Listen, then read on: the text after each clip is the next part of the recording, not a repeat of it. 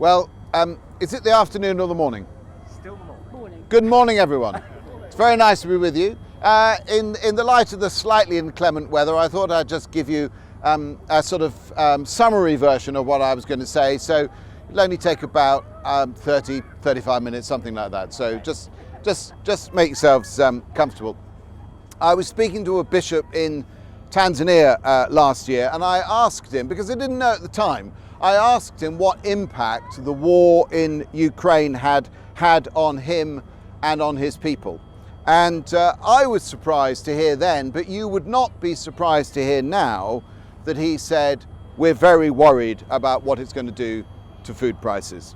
And it's not surprising that he was worried. In recent years in this country, we have began to hear talk about food security, the concept that there is enough food for everyone. That is not new language if you live in Africa or other parts of the developing world. Food security in many parts of the world is a very pressing concern for obvious reasons. Famine, happily, thankfully, is much less of a threat in many parts of the developing world than once it was.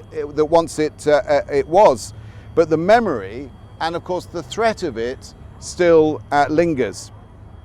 And we have begun to be concerned about such issues in this country too. The usage of food banks has risen steadily over recent years, and with the current concerns about the rocketing cost of living, driven of course by the war in Ukraine, their usage is only set to rise. Indeed, I'm a trustee of the Cornwall Community Foundation, and I'm pretty certain that yesterday I approved a grant for your local food bank here, and I was very happy to do so.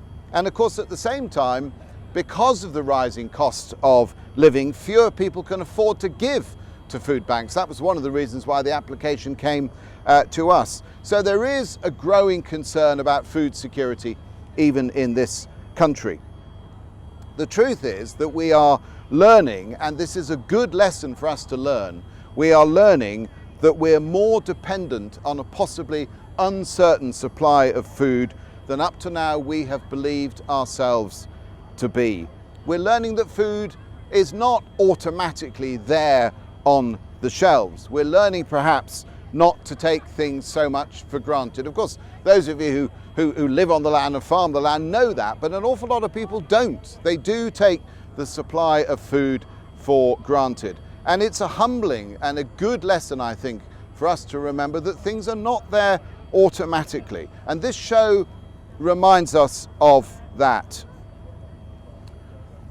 Our food supply we depend upon those who farm. We depend upon this good earth on which we stand. And we depend upon the weather. We depend upon the climate. And we depend upon our God, who gives the gift of growth, that there may be food for us on those shelves. Once upon a time, we knew these things better than we know them now. Right back to pagan times, there were all kinds of rituals that connected us to the rhythm of the year and reminded us of our dependency on the fruitfulness of the earth. And the Christian church, of course, reflected that dependency in a number of traditions and rituals that developed over time. Traditions and rituals such as Plough Sunday, Rogation Tide, and Lammas Tide.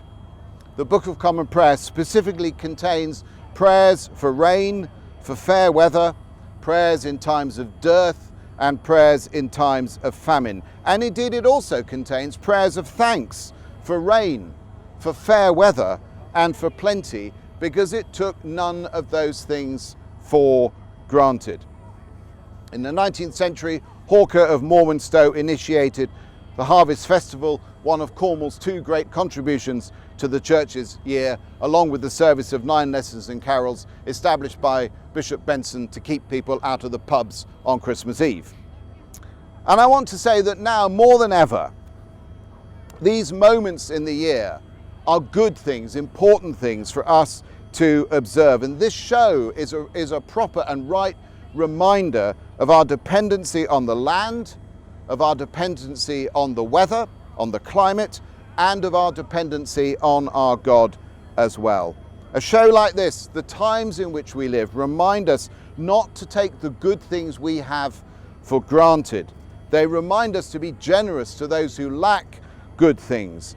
They remind us, above all, to trust our God, who is, in the end, the giver of all the good gifts that we need.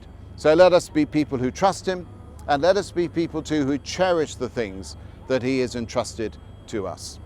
Amen.